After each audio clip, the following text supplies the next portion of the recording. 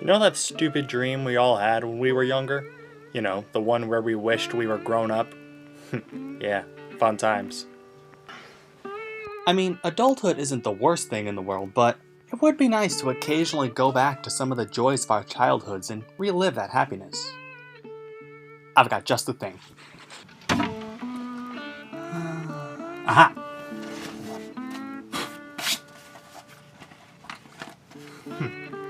The Nintendo DS. This'll do nicely. Man, I had so many memories with this thing. So many games, so many experiences. But this one in particular. Professor Layton. There's a name that brings back memories. Everyone has that one show, movie, game, book, or whatever that was the staple of their childhood. And for me, that was the Professor Layton series. These adventures had great writing, fun characters, beautiful music, especially its iconic theme song, and of course, the main mechanic of the entire thing, puzzles. Logic puzzles, math puzzles, sliding puzzles, and so much more. These things were what the series advertised the most, and for good reason. Whether they were used to move the plot along or were just a hidden distraction while you explored your environment, puzzles could be found aplenty throughout these adventures. The professor himself is a calm, collected man who always seems to be 10 steps ahead of everyone else, with we the audience never really knowing for sure what the man is thinking at any given moment, as our perspective is more of an omnipresent third-person view rather than from the eye of a particular character.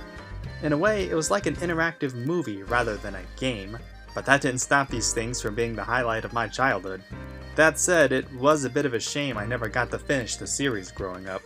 The final 2 entries in the series were on the Nintendo 3DS, a system I never owned, despite my wishes. That means the only games in the series I never finished were the 5th and 6th games, as well as the crossover with Phoenix Wright.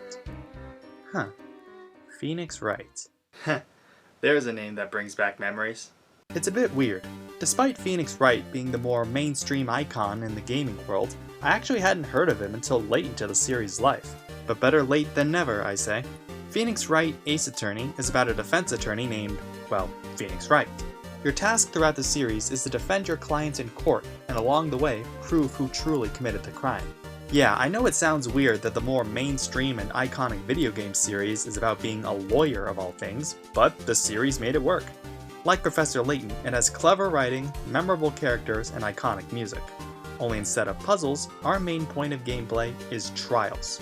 As you listen to witness testimony, you either press the witness to gain more information from them, or you can present evidence that contradicts with something they said. The longer the trials go on, the more the truth is revealed.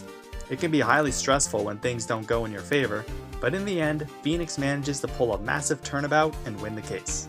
Now, because I got into the series very late, I never owned them on the DS. In fact, the first and only time I ever played them was through emulation on my phone. But man, was it worth it to experience some of the most immersive gameplay I had seen at the time. Unlike Layton, you're actually playing through the eyes of Phoenix Wright himself, rather than just watching through a lens, so it just adds to the stakes and gives more personal investment. Although, like Professor Layton, I only managed to play the first 4 titles in the main series, as the later entries were on the 3DS. Kind of a shame I haven't fully experienced everything these series had to offer. You know what? Screw it. That's a good thing about being an adult, is I can go and buy the things I didn't get to when I was younger and experience it for the first time. I mean, why not? Man, can't believe after all these years, I finally have one of these in my hands, but here we are. You know, I am tempted to start the new games right away, but if I'm being honest, it has been many years since I played the old ones on the original DS, so it might be worth it to just go back and get a refresher on the story, and while we're at it, see if any of these games hold up. That's the thing about memories. More often than not, things aren't exactly how you remember them being.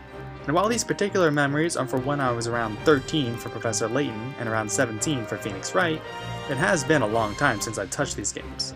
Plus, now that I'm older and debatably wiser, I have a better understanding of what makes for things like great writing and game design. So having a retrospective analysis of games I hold dear to my heart might be a fun exercise in criticism. And once I've gone through all the DS games I've already played, I can finally play the 3DS games I never played, including that one right over there. So, join me as we go through this journey of my past, explore new frontiers, as we tackle these puzzling objections.